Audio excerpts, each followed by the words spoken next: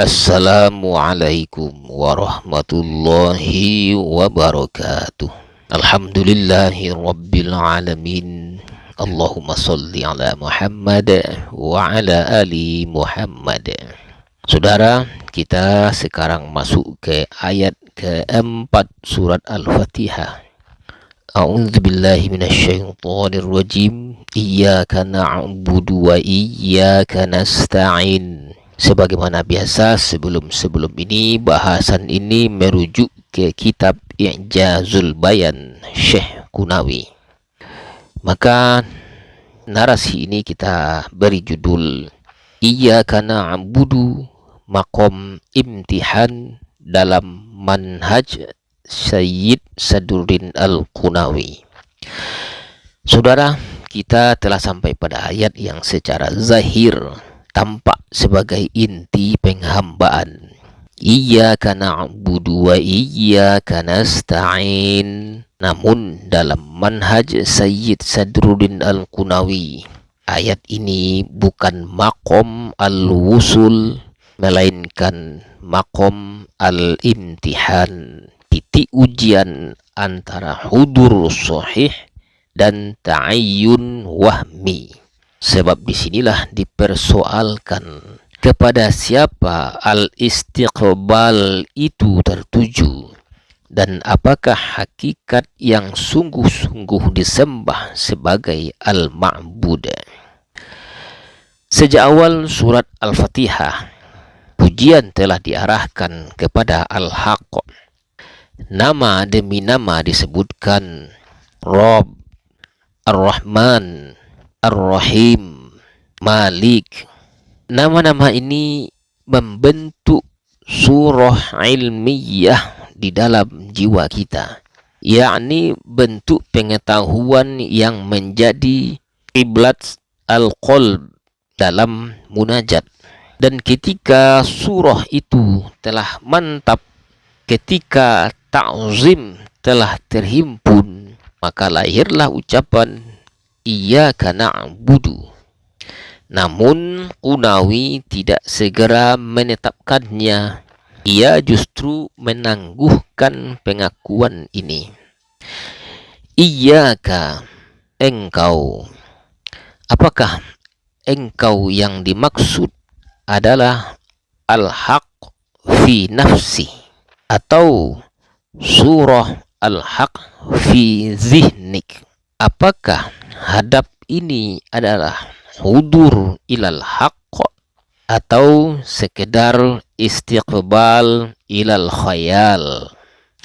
Ketahuilah, setiap ibadah meniscayakan wujhah, dan setiap wujhah didahului oleh idrak, baik idrak aqli, idrak hissi, idrak wahmi, atau hasil sama dan taklid.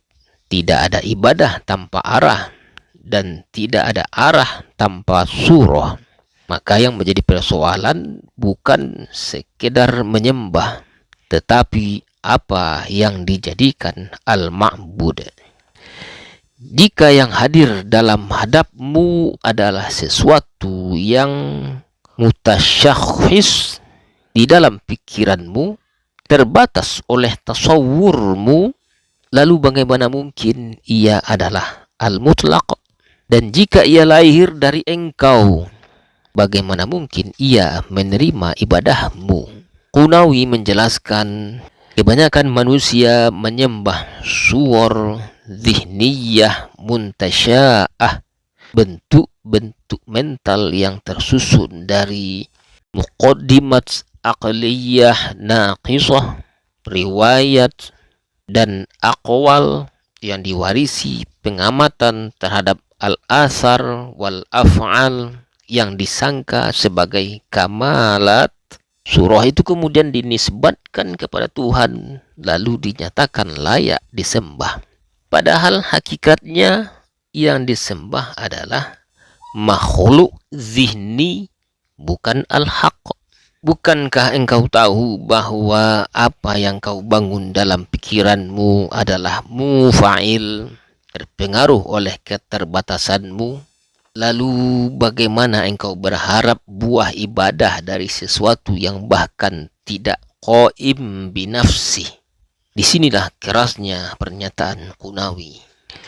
Banyak orang mengucapkan iyyaka na'budu, namun secara hakikah ia berdusta.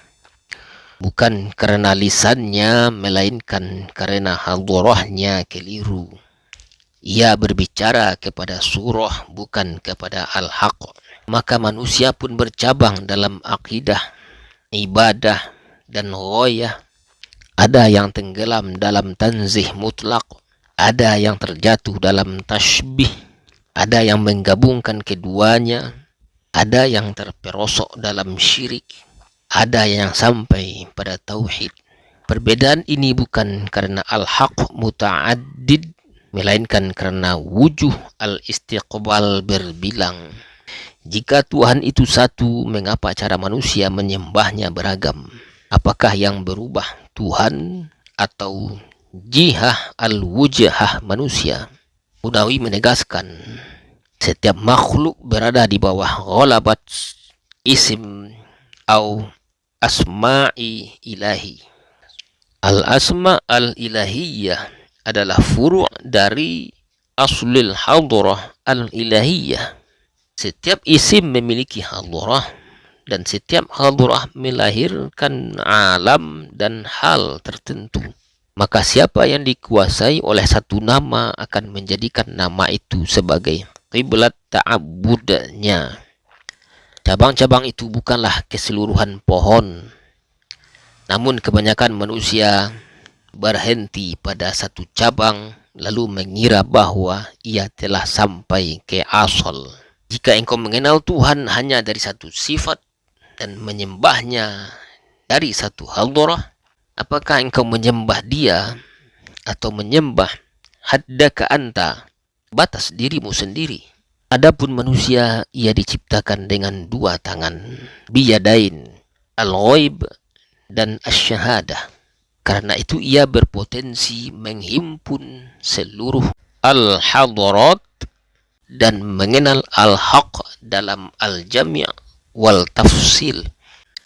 Namun jika ia condong, jika ia keluar dari al-i'tidal al-kamali, maka ia akan terikat pada satu isim, satu hadrah, satu wujahah, dan dari sanalah ia menyembah. Maka orang yang benar-benar berjalan tidak menetap pada satu ta'ayyun, melainkan terus bergerak menuju hadrat al-huwiyah, maqam ahadiyat jami' al-jami' yang mencakup tanpa membatasi. Di hadapan maqam ini, iyyaka na'budu bukan lagi klaim, melainkan taklif dan beban. Sebab di sini tiada haul, tiada quwwah, tiada sandaran pada diri. Dan dari titik inilah kalimat berikutnya menjadi niscaya. Iyyaka nasta'in. Karena siapa yang menyaksikan faqara dirinya dalam hudur, tak mungkin lagi mengaku mampu beribadah. Jika iyyaka na'budu masih terasa ringan, barangkali karena yang kau hadapi masih sebatas tasawur. Perjalanan belum berakhir, bahkan mungkin baru saja dimulai. Saudara, demikian saja penyampaian kali ini, semoga bermanfaat. Wallahu a'lam bishawab. Silakan ikuti kelanjutannya, dan untuk pengertian dari istilah-istilah yang kita sampaikan di atas, silakan lihat di deskripsi. Demikian saja. Assalamualaikum warahmatullahi wabarakatuh.